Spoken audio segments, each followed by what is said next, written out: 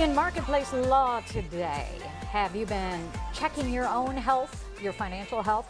Laura Nesbitt has been with us from Nesbitt Law Firm this week to kind of walk us through what might be the steps for those of you struggling to make a living and pay all your bills. It's time now for a health checkup. And good to have you back. Thank you. We've gone through some of the tutorials of the different ways you can get out of debt. That's right. But right now, what is it? We're just going to prepare ourselves in the event this is happening. We have some steps to go through. Right. Well, mostly for anyone, I would say one of the things that you should be doing at least annually is checking your credit report. That's really kind of, if you were at a doctor's office, that's your health chart for finances, is your credit report. Who is reporting on your credit report? What types of debt are on there?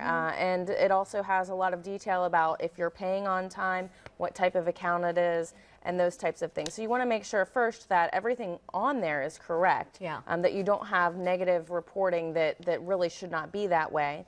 And that if there is something that you know is negative, that you try to fix that first. Now you get one per each one of these credit bureaus. You get one free one a year, right? That is correct. Okay. There are three major reports: Experian, Equifax, and TransUnion. Okay. You get one free each year.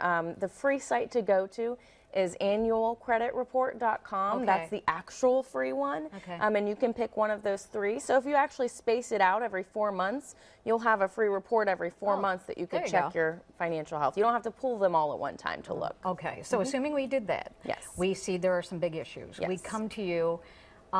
What are we going to be able to fix immediately? What if we tried to fix some things ourselves and did it wrong? Yes, yes. That is something that is frustrating when you see somebody that's tried to do things themselves and sometimes they've dug a deeper hole and you wish, oh, you could have just called me sooner. Like what things? What would they have done? Yes, so cashing out 401ks and assets that usually build value over time, and obviously, when you cash those things out, you have a tax consequence and penalties for taking early payments from a retirement plan that was tax deferred. So that is, you know, you're left with no savings, and it's taken you how long to save all of that, and now it's gone. And a lot of times it does not resolve all of the debt. So you get back in that debt cycle sooner than you ever thought you would, and you also now are left with no retirement. So that's very hard for me to see when people do that. That's difficult. So definitely leave your savings in 401k or in your IRA if that's where they are. Another thing would be failing to save for retirement.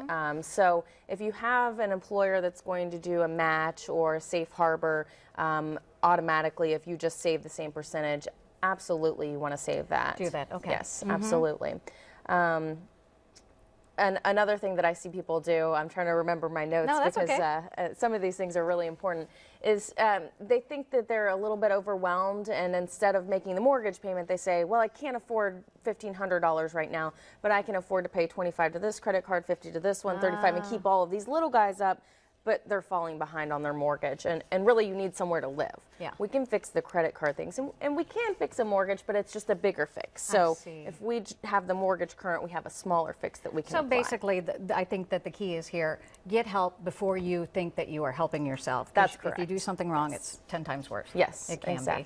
And let people know how to get a hold of you. Yes, absolutely. It's laurahelps.com, so www.laurahelps.com is my website, or you could call into the office, and we're always there 9 to 5 to be able to answer your call and schedule your appointment if that's what you need. Perfect. She's been here this week, as you know, all week. In fact, we're forwarding her mail here, so it's been fun. Thank you. We appreciate it.